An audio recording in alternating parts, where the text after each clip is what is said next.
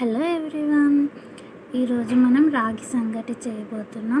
ముందుగా ఒక బౌల్ తీసుకొని అందులో రైస్ వేసుకొని దానిని నీట్గా శుభ్రం చేసుకోవాలి. ఆ తర్వాత దానికి సరిపడా వాటర్ వేసుకొని స్టవ్ పైన పెట్టుకోవాలి. అందులో తర్వాత సాల్ట్ యాడ్ చేసి కలుపుతూ ఉండాలి.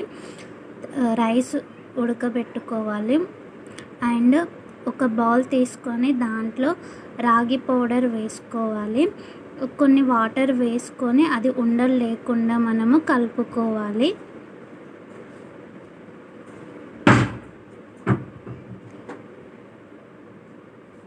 రాగి పౌడర్ వాటర్ వేసాక ఉండలు లేకుండా కలుపుకొని తర్వాత రైస్ ఓవర్ కుక్ చేసుకోవాలి. తర్వాత మన దగ్గర ఉన్నటువంటి ఏదైనా పప్పు గుత్తి స్మాష్ చేసేది ఏదైనా వస్తువు ఉంటే దాంతో మనము రైస్ని ఇలా ప్రెస్ చేసుకొని కొద్దిగా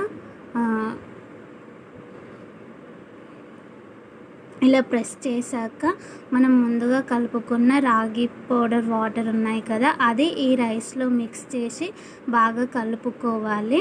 రైస్ అడుగంటకుండా కలుపుతూ ఉండాలి. రైస్ అన్నది వాటర్గా ఉన్నది కొంచెం గట్టిపడుతూ ఉంటుంది.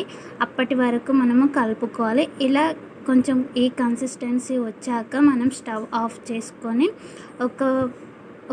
ఒక బౌల్ తీసుకొని దాంట్లో నెయ్యి వేసుకొని అది అప్లై చేశాక రాగి ముద్ద కట్టుకోవడానికి ఇప్పుడు మనం ముందుగా ప్రిపేర్ చేసుకున్నటువంటిది ఈ బౌల్లో వేసుకొని మనం ఉండగా చుట్టుకోవడానికి ఉండగా చేసుకోవాలి. ఒకవేళ మనకు ఉండ రాకపోతే కొంచెం వాటర్ చేయి తడుపుతూ ఆ ఉండని మనము రాగి ముద్దని కట్టుకోవచ్చు. మన రాగి ముద్ద రెడీ అయిపోయింది. మీరు కూడా ఇలా ఈజీగా రాగి ముద్ద ప్రిపేర్ చేసుకోండి.